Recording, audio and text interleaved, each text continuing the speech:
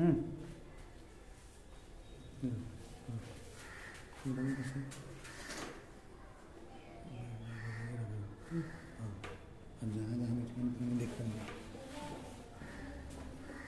आपको हमने चला बायोमोलिक्यूल्स में, हो रहा है ना। बायोमोलिक्यूल्स में देखिए यहाँ पर लिखा है occurrence of amino acid as zwitterion और हेवी आयन करा। एमिनो एसिड जिसको हम पढ़ा रहे थे बायोमोलिक्यूल्स में, आपको जानकारी के लिए बता दें कि एमिनो एसिड किसके रूप में काम करता है, ड्यूटेराइन के रूप में काम करता है। किसके रूप में? ड्यूटेराइन को ही कहते हैं हेवी आयन। ये तुम्हारे एनसीईआरटी किताब में भी दिया हुआ है, वहाँ पर सिर्फ नाम लिखा हुआ ड्यूटेराइन, ये नहीं लिखा हुआ ड्यूटेराइन होता क्या है। तो एमिनो एसिड कभी कभी किसके रूप में काम करता है, ड्यूटेराइन के रूप में। किसके रूप में? और ड्यूटेराइन को ही हम लोग क्या बोलते हैं जी, हाइब्रिड आयन। क्या बोलते हैं? चलो इसको जानते हैं कैसे एमिनो एसिड ड्यूटेराइन के रूप में काम करता है।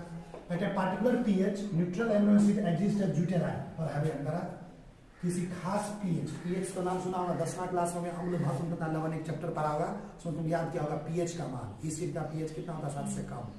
बेस का पीएच क्या होता है, 7 से ज्यादा। न्यूट्रल का पीएच क्या होता है, 7। तो करा जब किसी खास पीएच पे जो न्यूट्रल एमिनो एसिड होता है ना, वो किसके रूप में काम करता है, ड्यूटेराइन के रूप में। किसके रूप में?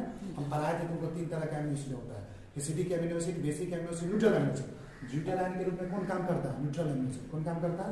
आगे देखो, the pH at which the amino acid exist as zwitterion are called isoelectric point और पीआई। करा जिस पीएच पे न्यूट्रल एमिनो एसिड या कोई भी एमिनो एसिड ड्यूटेराइन के रूप में काम करता है, जिस पीएच पे एमिनो एसिड ड्यूटेराइन के रूप में काम करता है, वो पीएच कहलाता है आइसोइलेक्ट्रिक पॉइंट। क्या कहलाता है? क्या कहलाता है जी, आइसोइलेक्ट्रिक पॉइंट। इसी को शॉर्ट फॉर्म में हम लोग पीआई बोलते हैं। क्या बोलते हैं? पीआई का मतलब वो आइसोइलेक्ट्रिक पॉइंट। जिस पीएच पे कोई भी एमिनो एसिड ड्यूटेराइन के रूप में काम करता है, उसी पीएच को हम लोग आइसोइलेक्ट्रिक पॉइंट या इसी को पीआई बोलते हैं। Existence of amino acid as zwitterion is responsible for resisting change in pH और एसिड बेस बफर। करा अगर कोई एमिनो एसिड ड्यूटेराइन के रूप में काम कर रहा है तो क्या कर रहा है, वो किस चीज में रिस्पांसिबल करता है, पीएच में जो बदलाव आता है उस बदलाव को रोकने में, रेसिस्ट करने में काम आता है। यानी वो एसिड बेस बफर का काम करता है। किसके रूप में काम करता है, एसिड बेस बफर। देखो एक चैप्टर पढ़ाएंगे तुमको इक्विलिब्रियम, फिजिकल केमिस्ट्री जो हम पढ़ाएंगे 11th क्लास, उसमें पढ़ाएंगे इक्विलिब्रियम 2 तरह का है, एक होता है केमिकल इक्विलिब्रियम, एक होता है आयनिक इक्विलिब्रियम। जब हम आयनिक इक्विलिब्रियम पढ़ाएंगे तो वहां पे पढ़ाएंगे तुमको एसिड बेस बफर क्या होता है, वहां पढ़ाएंगे। आगे देखो, जैसे देखो ड्यूटेराइन का स्ट्रक्चर क्या होता है। देखो एमिनो एसिड में तुमको क्या बताते हैं, ये कार्बन, इधर क्या लगा हुआ COOH कार्बोक्सिलिक ग्रुप, इधर क्या लगा है जी, एमिनो ग्रुप, याद है। यहाँ पे क्या लगा, R वेरिएबल ग्रुप, यहाँ पे क्या लगा, हाइड्रोजन। इसको एमिनो एसिड बोलते हैं। और ड्यूटेराइन क्या होगा, तो ड्यूटेराइन का स्ट्रक्चर है, यहाँ पे हाइड्रोजन है, तो ये वाला हाइड्रोजन ऐसे ही, R यहाँ पे था वो भी ऐसे ही, समझ आ रहा। बस ये जो COOH था ना, इसमें से एक हाइड्रोजन, यहाँ से हाइड्रोजन हटा दिए H+ के फॉर्म में। किसके फॉर्म में, हाइड्रोजन आयन के फॉर्म में। एसिड का काम होता है हाइड्रोजन आयन देना, H+ के फॉर्म में आ गया। जैसे ही प्लस आ जाता है तो इतना इलेक्ट्रॉन छोड़ के गया, तो इलेक्ट्रॉन जैसे छोड़ेगा तो इसमें कैसा चार्ज आएगा, माइनस, क्या बच जाएगा COO-। क्या बनेगा, अरे वो ये जो NH2 ग्रुप था ना, इसमें क्या कि बाहर से एक हाइड्रोजन आयन H+ आयन जोड़ दिया, क्या जोड़ दिया, तो जब बाहर से एक हाइड्रोजन जोड़ देंगे तो इसको बन गया NH3+। क्या बन गया, अब जो ये पूरा बना ना, इसी को बोलते हैं ड्यूटेराइन। क्या बोलते हैं, मैंने बोलेगा तुमको कि ड्यूटेराइन का स्ट्रक्चर बताओ, तो कार्बन के साथ एक हाइड्रोजन, एक क्या कहते हैं वेरिएबल ग्रुप R, यहाँ पे NH3+, इधर COO-, इसको कहते हैं ड्यूटेराइन। समझा। अब देखो यहाँ पे लिखा है 2 केस है इसका, raising of pH from pi. देखो आइसोइलेक्ट्रिक पॉइंट पीआई ऐसा पीएच है जिसपे कोई भी एमिनो एसिड ड्यूटेराइन का काम करता है। अब हम क्या करते हैं, आइसोइलेक्ट्रिक पॉइंट जो पीएच है ना, उससे थोड़ा पीएच बढ़ा देते हैं। आइसोइलेक्ट्रिक पॉइंट से क्या करता है, पीएच क्या करता है, हल्का बढ़ा देते हैं। जब कभी भी आइसोइलेक्ट्रिक पॉइंट से पीएच को बढ़ाते हैं ना, यानी वहां पे क्या चीज जोड़ रहे हैं, बेस को जोड़ रहे हैं। पीएच को बढ़ाना मतलब किसका जोड़ना, बेस। पीएच को घटाना मतलब एसिड जोड़ना, और पीएच को बढ़ाना मतलब बेस जोड़ना। क्या जोड़ना, बेस।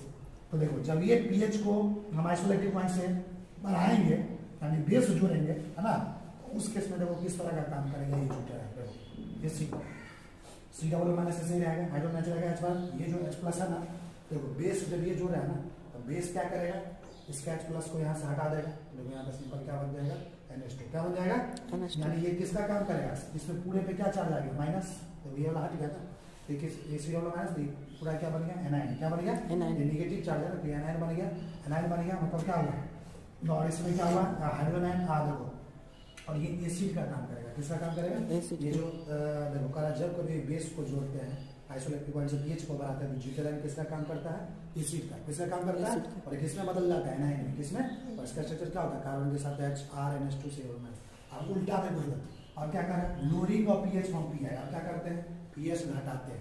आइसोइलेक्ट्रिक पॉइंट से ड्यूटेराइन का पीएच क्या करते हैं, घटाते हैं। यानी जब ये पीएच घटा रहे हैं मतलब क्या जोड़ रहे हैं, एसिड जोड़ रहे हैं। क्या जोड़ रहे हैं? तो उस केस में देखो ये जो माइनस चार्ज है ना ये खत्म हो जाएगा, बाहर से H प्लस आ जाएगा, यहाँ पे ऐड हो जाएगा। तो एसिड जोड़ रहे हैं, एसिड जोड़ रहे हैं मतलब H प्लस जोड़ रहे हैं। क्या जोड़ रहे हैं? H plus. तो इसमें H प्लस दे दो, H प्लस दे दोगे तो क्या बनेगा? COOH। ये H रहेगा ही, R रहेगा ही और ये NH प्लस रहेगा। अब देखो यहाँ पे पूरे पे कितना चार्ज आ गया? प्लस। पूरे पे कितना चार्ज है? प्लस। यानी ये कैसा कैटायन है? ये कैसा काम है? कैटायन। और ये किसका काम करेगा? बेस का। किसका काम करेगा? बेस का। समझ में आ रहा है ना? तो ये काम करेगा बेस का। किसका काम करेगा? बेस का। जब कभी आइसोलेटिव पॉइंट से बेस को कम करते हैं यानी एसिड जोड़ते हैं उस केस में ब्यूटेराइन किसका काम करता है? बेस का। जब बढ़ाते हैं तो किसका काम करता है? एसिड का। बेस किसका फॉर्म में पाया है? Cation plus form. COOH NH+। Anion में क्या होगा? COO-HR NH2। समझ में आ रहा? तो देखो इसी दोनों पॉइंट को हम लिखाए हुआ है। ये वाला पहला पॉइंट ये है और ये वाला देखो ये क्या लिखा है? When pH is lowered from pi, जब कभी पीएच को देखो ये वाला, जब कभी पीएच को आइसोलेटिव पॉइंट से क्या करते हैं? कम करते हैं। ब्यूटेराइन किसका काम करने लगता है? बेस का। किसका काम करता है? And accept H plus. जब ये बेस का काम करता है तो अंदर बाहर से क्या लेता है? H प्लस है। बाहर से क्या ले लेता है? H प्लस है। हाइड्रोजन आयन ले लेता है। हाइड्रोजन आयन लेके क्या करता है? माइनस को खत्म कर देता है। समझ आ रहा? और H प्लस आयन लेके वो किसका रूप में एग्जिस्ट करता है? कैटायन के रूप में। किसके रूप में एग्जिस्ट करता है? कैटायन। इसका उल्टा when pH is from pi, जब पीएच को हम आइसोलेटिव पॉइंट से बढ़ा देते हैं तो उस केस में ब्यूटेराइन किसका काम करता है? पीएच को बढ़ाने पे ब्यूटेराइन किसका काम करता है? एसिड का काम करता है। और एसिड का काम करेगा तो मतलब क्या? H प्लस आयन बाहर निकालेगा। हाइड्रोजन क्या करेगा? यहाँ से क्या करेगा? ये एसिड का काम करेगा तो ये वाला H प्लस यहाँ से नहीं बाहर निकल जाएगा। क्या करेगा? बाहर। तो बाहर रहेगा तो NH2 हो जाएगा, ये ऐसे रहेगा। समझा रहा? H प्लस आयन डोनेट करेगा और ये किसके रूप में काम करेगा? एनायन के रूप में। किसके रूप में काम करेगा? एनायन के रूप में। समझा रहा? आगे देखो लिखा सिग्निफिकेंस। अभी जो हम एमिनो एसिड पढ़ रहे थे इस एमिनो एसिड का महत्व क्या है? समझ में आ रहा है? उसी को बता देखो। पहला पॉइंट है standard amino acids are building blocks of protein. हमारा जो स्टैंडर्ड एमिनो एसिड जिसके बारे में हमने पहले पढ़ा है वो बिल्डिंग ब्लॉक्स माना जाता है प्रोटीन का, यानी प्रोटीन को बनाने में काम आता है। समझ में आ रहा है? आगे देखिए दूसरा point, various amino acids serve as precursor for synthesis of different biomolecules. For example कह रहा बहुत सारे एमिनो एसिड है जो बहुत सारे बायोमोलिक्यूल्स को बनाने में प्रीकर्सर का काम करता है। किसका काम करता है? जैसे देखो एक ग्लाइसिन नाम का एमिनो एसिड है। Glycine acts as a precursor for synthesis of heme and chlorophyll. जैसे ग्लाइसिन एमिनो एसिड किसको बनाने में काम आता है? हीम को बनाने में काम आता है। और किसको बनाने में काम आता है? क्लोरोफिल को बनाने में काम आता है। किसको? आगे देखो एक टायरोसिन एमिनो एसिड है, उसके बारे में देखो क्या लिखा है? Tyrosine utilise for synthesis of T3 T4 hormones होते हैं। हमारे गर्दन के पास एक ग्लैंड होता है जिसको बोलते हैं थायराइड ग्लैंड। क्या करते हैं जी? थायराइड ग्लैंड एक हार्मोन रिलीज करता है जिसको बोलते हैं T3 हार्मोन, T4 हार्मोन। इस T3 और T4 हार्मोन जो है थायराइड ग्लैंड के द्वारा तो उसका बनाने का काम कौन करता है? टायरोसिन। कौन बनाता है? टायरोसिन। एक और टायरोसिन क्या बनाता है? Melanin pigment. क्या बनाता है? टायरोसिन के द्वारा एक मेलानिन पिगमेंट बनता है। मेलानिन पिगमेंट क्या होता है? हमारे बॉडी के स्किन में पाया जाता है, इसलिए इसको स्किन पिगमेंट कहते हैं। टायरोसिन और क्या बनाता है? एड्रीनालिन। एड्रीनालिन क्या है? एड्रीनल मेडुला है गर्दन के पास, उस हार्मोन्स जो है उसको भी बनाने में टायरोसिन काम आता है। समझ में आ रहा?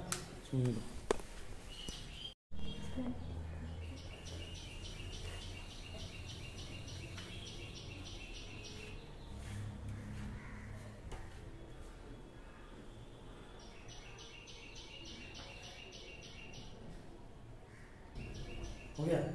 चलते कि आपको लगे इधर देखिए ट्रिप्टोफान। ट्रिप्टोफान का इंपॉर्टेंस क्या है? ट्रिप्टोफान एक तरह का एमिनो एसिड है। Tryptophan acts as a precursor for synthesis of organism. Tryptophan precursor का काम करता है, मतलब बहुत सारी चीजों को बनाने में काम आता है। जैसे देखो किसको बनाता है? ऑक्सीन। ऑक्सीन IA जिसको बोलते हैं, ये एक तरह का फाइटो हार्मोन होता है। समझ में आ रहा है? इसको भी कौन बनाता है? ट्रिप्टोफान। निकोटिनामाइड ये एक तरह का विटामिन है जिस विटामिन की कमी से लोगों को कौन सा बीमारी हो जाता है? पेलाग्रा। कौन सा? इस निकोटिनामाइड नाम के विटामिन को भी कौन बनाता है? ट्रिप्टोफान। ट्रिप्टोफान है क्या? Amino acid.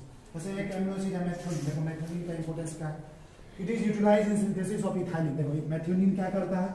इथाइलिन एक फाइटो हार्मोन होता है जो प्लांट्स में पाया जाता है, जो प्लांट्स की ग्रोथ के लिए रिस्पॉन्सिबल होता है। इस इथाइलिन हार्मोन को बनाता है कौन? मेथियोनिन। अब देखो तीसरा इंपॉर्टेंस क्या है एमिनो एसिड का? Amino acids are utilized for synthesis of carbohydrates after deamination. देखो एमिनो एसिड क्या करता है? कार्बोहाइड्रेट बनाता है। क्या बनाता है? एमिनो एसिड से हम कार्बोहाइड्रेट भी बना सकते हैं। किस प्रोसेस के द्वारा? एक प्रोसेस है जिस प्रोसेस को हम बोलते हैं डीएमिनेशन। क्या बोलते हैं? डीएमिनेशन। एमिनो एसिड्स का हम जब डीएमिनेशन करते हैं ना तो क्या बनता है? कार्बोहाइड्रेट। क्या बनता है? और तुमसे कोई पूछेगा सर ये डीएमिनेशन होता क्या है? तो देखो क्या लिखा है? Deamination means removal of amino group. Amino acid में से अगर एमिनो ग्रुप हटा दो, देखो एमिनो एसिड कहते किसको? कार्बन के साथ इधर क्या लगा रहता है? COOH। इधर क्या लगा रहता है? H। इधर क्या लगता है? R। इधर क्या लगता है? NH2 होता है ना। इसको क्या बोलते हैं? हाइड्रोजन। इसको क्या बोलते हैं? Variable group. इसको क्या बोलते हैं? कार्बोक्सिल ग्रुप है, ये होता है एमिनो ग्रुप। क्या होता है? यही ना 50 बार बता चुके हैं, एमिनो एसिड के अंदर ग्रुप यही होता है। अगर इस एमिनो ग्रुप को तुम हटा दो, NH2 ग्रुप हटा देते हैं, removal of amino group. Amino group मतलब कौन सा ग्रुप, इसको से हटाएंगे एमिनो एसिड में NH2 ग्रुप। अगर NH2 ग्रुप हटा देंगे, NH2 ग्रुप हटा दिए एमिनो एसिड से, तब इसी प्रोसेस को बोलते हैं, हटाने के प्रोसेस को डीएमिनेशन। क्या बोलते हैं? जब ये तुम एमिनो एसिड से NH2 ग्रुप हटाओ ना, डीएमिनेशन से करवाओगे तो क्या बनेगा? कार्बोहाइड्रेट। क्या बनेगा? कार्बोहाइड्रेट। इसको हटा दिए, बाकी ये सब है यूटिलाइज फॉर कार्बोहाइड्रेट। समझ में आया? अरे चौथा और लास्ट इंपोर्टेंस क्या है एमिनो एसिड का? Amino acids are utilized for synthesis of amine. Amino acid से हम एमाइन भी बना सकते हैं। एमिनो एसिड से क्या बना सकते हैं? एमाइन। अमाइन में जैसे कि जानता है हिस्टामाइन, क्या नाम है? ये क्या होता है उसको आगे पढ़ेंगे। किस प्रोसेस के द्वारा एमिनो एसिड से हम एमाइन बना सकते हैं? जैसे हिस्टामाइन एक प्रोसेस है, इस प्रोसेस को बोलते हैं डीकार्बोक्सिलेशन। क्या बोलते हैं? डीकार्बोक्सिलेशन। क्या कहते हैं? डीकार्बोक्सिलेशन। अगर एमिनो एसिड का हम करवाते हैं डीकार्बोक्सिलेशन तो उसे क्या बनेगा? हमको एमाइन। क्या बनाएगा? जैसे अभी हम ऊपर में क्या बनाया, एमिनो एसिड से हमको बनाना है कार्बोहाइड्रेट, तो कौन सा प्रोसेस से एमिनो एसिड गुजरेगा? डीएमिनेशन। कौन प्रोसेस से? कहेगा एमिनो एसिड से हमको बनाना है एमाइन, हिस्टामाइन, तो कौन प्रोसेस से गुजरेगा? डीकार्बोक्सिलेशन। हम तुमसे पूछेगा डीएमिनेशन क्या होता है, तब इसको हटा दो एमिनो ग्रुप को, और तुमसे यहाँ पूछा अरे भाई डीकार्बोक्सिलेशन क्या होता है? अरे वो डीकार्बोक्सिलेशन का मतलब हुआ एमिनो एसिड का ये जो कार्बोक्सिलिक ग्रुप है ना, डीकार्बोक्सिलेशन का मतलब क्या हुआ? ये जो कार्बोक्सिलिक ग्रुप है COOH ग्रुप, इसको तुम हटा दो। क्या करें? अगर एमिनो एसिड से कार्बोक्सिलिक ग्रुप COOH ग्रुप हटा देंगे तो इसी को कहते हैं डीकार्बोक्सिलेशन। क्या कहते हैं? डीकार्बोक्सिलेशन के बाद एमिनो एसिड क्या बनाएगा? एमाइन, जिसको कहते हैं हिस्टामाइन। समझ में आ रहा है? अब देखो एमिनो एसिड की कहानी खत्म हो गया। अब अगला टॉपिक है चैप्टर में प्रोटीन। क्या है? तुमको पता है ना, एक एमिनो एसिड बगल में है दूसरा एमिनो एसिड, दोनों एमिनो एसिड के बीच में कौन सा बॉन्ड बनेगा? Peptide bond. फिर तीसरा एमिनो एसिड, दो एमिनो एसिड के बीच में हमेशा बनता है पेप्टाइड बॉन्ड। बताएंगे ऐसे लाखों करोड़ों एमिनो एसिड एक दूसरे से पेप्टाइड बॉन्ड से लिंकअप होता है और एक बड़ा सा पॉलीपेप्टाइड चेन बनाता है, जिसी को हम लोग प्रोटीन बोलते हैं। क्या बोलते हैं? इस प्रोटीन के बारे में अगले दिन हम डिस्कस करेंगे नेक्स्ट क्लास में। लेकिन प्रोटीन को बनाने वाला यूनिट कौन होता है? Amino acid. कौन होता है? प्रोटीन किसके द्वारा बनता है? एमिनो एसिड के द्वारा। तो प्रोटीन के बारे में आपको हम आगे की कहानी नेक्स्ट क्लास में डिस्कस करेंगे।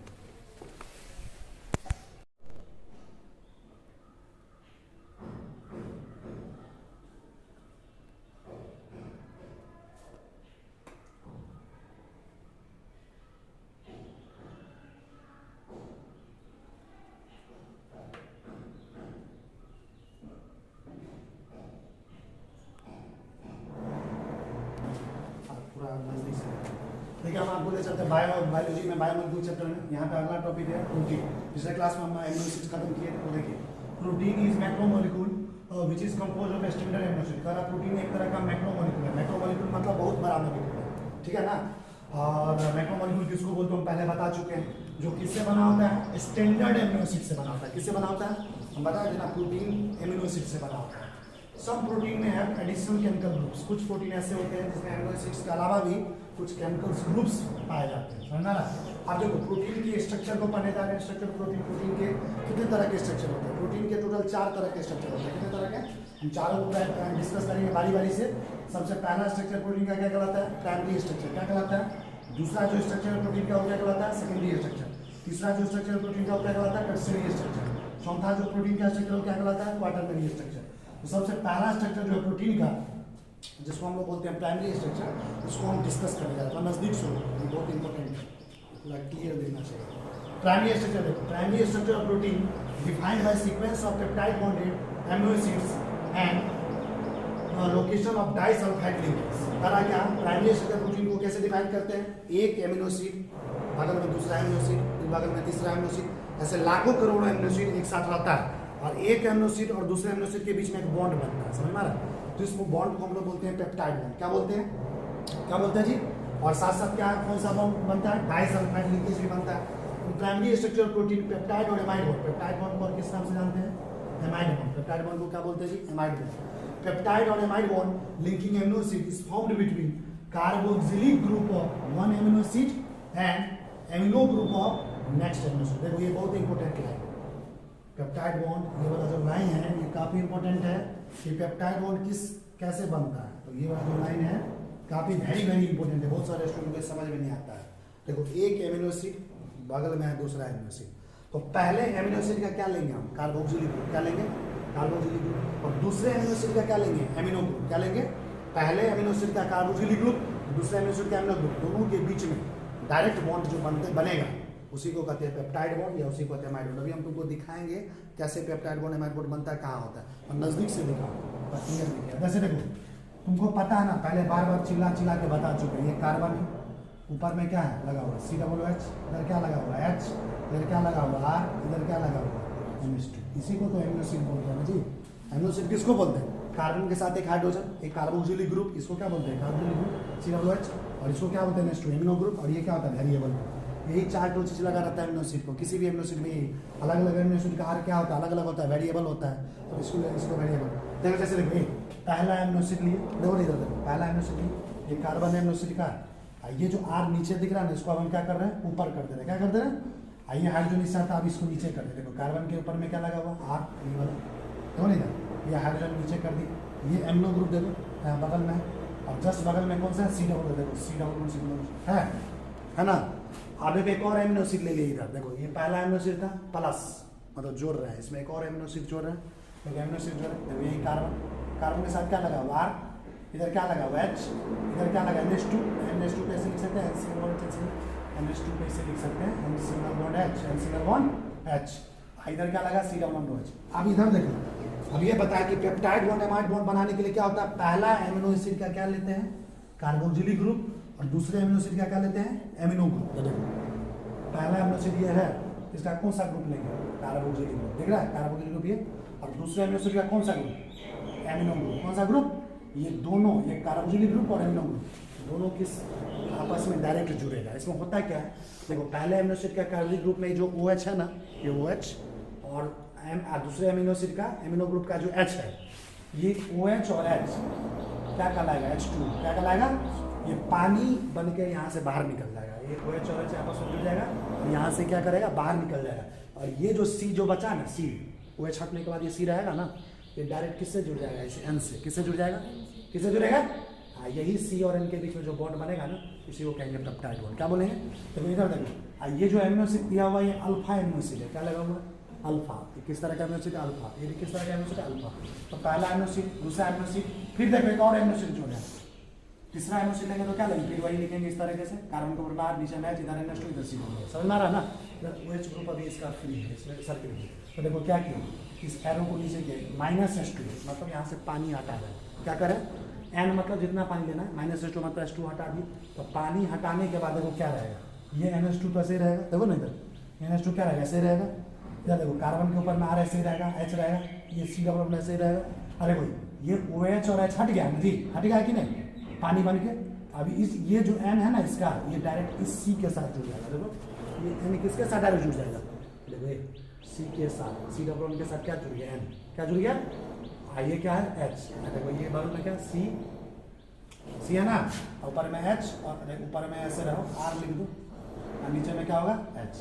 अब देखो ये जो बॉन्ड बना ना, यही OH और H हटने के बाद C और N के बीच, देखो ये जो बॉन्ड बना ना, इसी बॉन्ड को C डबल बॉन्ड और N, C double bond H bond, इसी को क्या कहते हैं पेप्टाइड बॉन्ड। क्या बोलते हैं, C और N के बीच में जो बॉन्ड बना है इसी को क्या बोलते हैं, C देखो कार्बोक्सिलिक ग्रुप का C डबल NH का N, यही जो बॉन्ड बना है इसी को बोलते हैं पेप्टाइड बॉन्ड, इसी को क्या बोलते हैं एमाइड बॉन्ड। क्या बोलते हैं पेप्टाइड बॉन्ड और एमाइड बॉन्ड, समझ में आ रहा।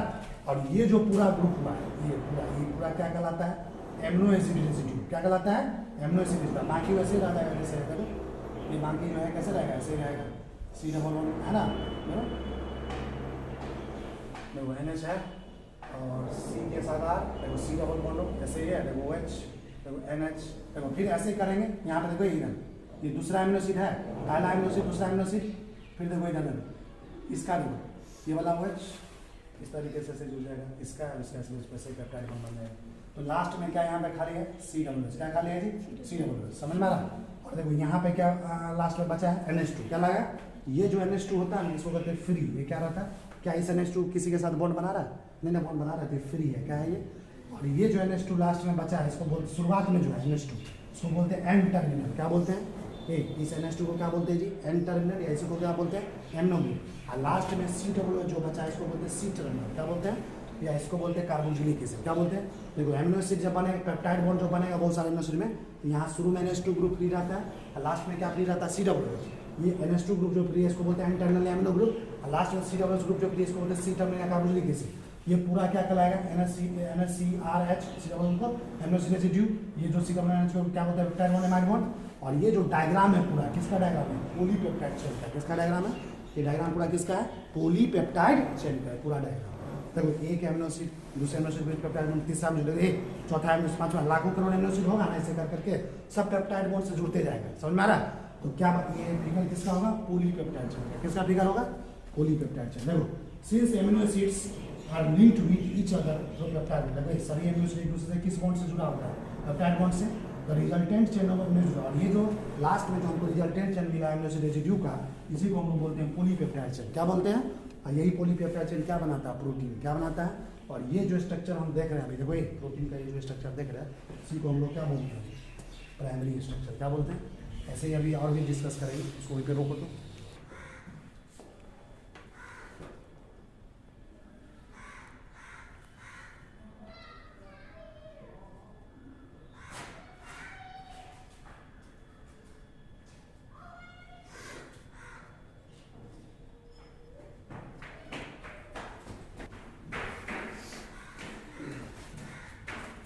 चलिए हम आपको ले चलते बायोमोलिक्यूल्स में। देखिए अभी जो हम आपको पेप्टाइड बॉन्ड का स्ट्रक्चर दिखा रहे थे, प्राइमरी स्ट्रक्चर प्रोटीन, उसी को एक्सप्लेन करने जा रहे हैं। In polypeptide chain rotation is allowed about NC alpha NCC alpha. देखो अभी जो चेन बनाए थे तो पॉलीपेप्टाइड चेन, उसमें देखो कार्बन बना होगा NC अल्फा, ठीक है, एक बना हुआ carbon carbon single bond CC alpha. पर इस दोनों कार्बन के अबाउट रोटेशन अलाउड है। NC अल्फा के अबाउट भी रोटेशन है, रोटेट कर सकता है मॉलिक्यूल। और यहाँ पे जो एंगल ऑफ रोटेशन होगा ना NC अल्फा के बीच, इसको कहेंगे फाई, क्या बोलेंगे। और CC अल्फा के बीच में रोटेशन होगा, इस एंगल को रोटेशन को क्या बोलते हैं, साई, क्या बोलते हैं। देखो the angle of rotation about NC alpha is called phi, इसको क्या बोलते हैं, phi. And the angle of rotation about CC alpha, इसको क्या बोलते हैं, psi. But rotation is not allowed about peptide bond because it shows partial double bond character due to resonance और partial sharing of pair of electron between carbonyl oxygen and amide nitrogen, between carbonyl oxygen and amide nitrogen को कर रहा है। जबकि peptide bond जहां बनता है ना, जिस कार्बन और नाइट्रोजन के बीच, वहां पे रोटेशन नहीं है, घुमा नहीं सकते मॉलिक्यूल को। क्यों, वहाँ पे पार्शियल डबल बॉन्ड कैरेक्टर आ जाता है, रेजोनेंस। रेजोनेंस क्या है, अभी हम ऑर्गेनिक केमिस्ट्री में पढ़ा रहे हैं IPSC में, उसके बाद जब वो खत्म होता जाएगा आगे रेजोनेंस में पढ़ाएंगे, ऑर्गेनिक केमिस्ट्री में पढ़ना है। तो रेजोनेंस कैसे होता है, जैसे देखिए C डबल बॉन्ड को सिंगल होना चाहिए, है ना पेप्टाइड बॉन्ड। अभी कुछ देर पहले देखना ऑब्लिक खोल के, इस ये जो C डबल बॉन्ड और कार्बन का सिंगल होना चाहिए, यही वाला बॉन्ड क्या कहलाता था, पेप्टाइड बॉन्ड। C इसका C डबल बॉन्ड हो, इधर NH। यहाँ पे क्या होता है, देखो यहाँ पे लोन पेयर है ना, लोन पेयर क्या होता है, यहाँ ये लोन पेयर यहाँ पे चले आता है, ये डबल बॉन्ड यहाँ पे चले आता है, लोन पेयर यहाँ, ये डबल बॉन्ड इसी को तेरे से घूमता रहता है, समझ में आ रहा है। इसलिए मॉलिक्यूल आपस में रोटेट नहीं कर सकते। जब यहाँ पे आएगा तो कैसा स्ट्रक्चर होगा, वही ये डबल बॉन्ड यहाँ पे आएगा तो इसमें माइनस आ जाएगा, डेल्टा माइनस आ, ये लोन पर यहाँ आ गया तो ये नाइट्रोजन से इलेक्ट्रॉन हटा तो इससे डेल्टा प्लस चार्ज आ गया। ये डॉटेड डॉटेड लाइन है, ये रेजोनेंस हो रहा है, इसको दिखा रहा है।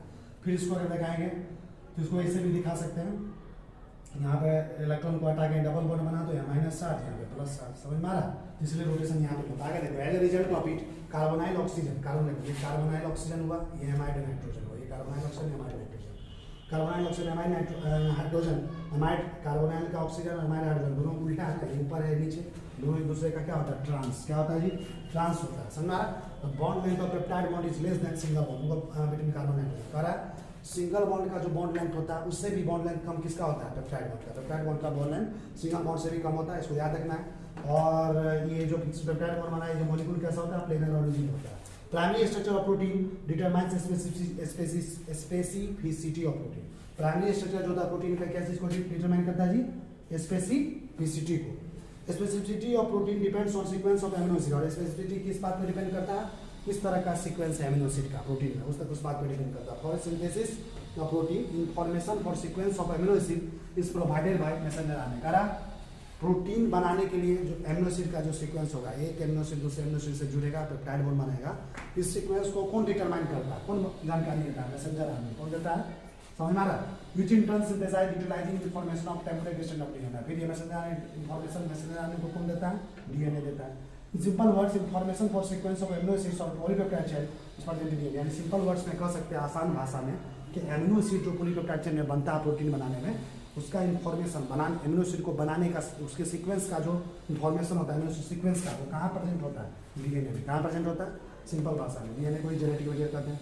Protein showing primary structure is not functional, to be functional it must state in different 3D structure. इसीलिए पता करा जो प्रोटीन प्राइमरी स्ट्रक्चर दिखा शो करता है वो फंक्शनल नहीं होता, कार्य मतलब कारीगर नहीं होता है। फंक्शनल होने के लिए क्या करना पड़ेगा, उसको 3D स्ट्रक्चर अटेंड करना पड़ेगा। कैसा स्ट्रक्चर? 3D structure. प्रोटीन का जो 3D स्ट्रक्चर होता है ना, उसी को हम लोग बोलते हैं कन्फर्मेशन। क्या बोलते हैं जी? Conformation. When a protein attains a particular conformation, it hides a non-polar group within its interior and keeps polar group से करा। जब कोई प्रोटीन किसी खास कन्फर्मेशन को अटेंड करता है तो नॉन पोलर ग्रुप क्या होता है उसके अंदर में पाया जाता है, और पोलर ग्रुप क्या पाया जाता है उसके सरफेस पे, मतलब ऊपर में। यही था प्राइमरी स्ट्रक्चर प्रोटीन। आप प्रोटीन का अगला स्ट्रक्चर है सेकेंडरी स्ट्रक्चर, उसको हम बायोमोलिक्यूल्स के नेक्स्ट क्लास में आपको डिस्कस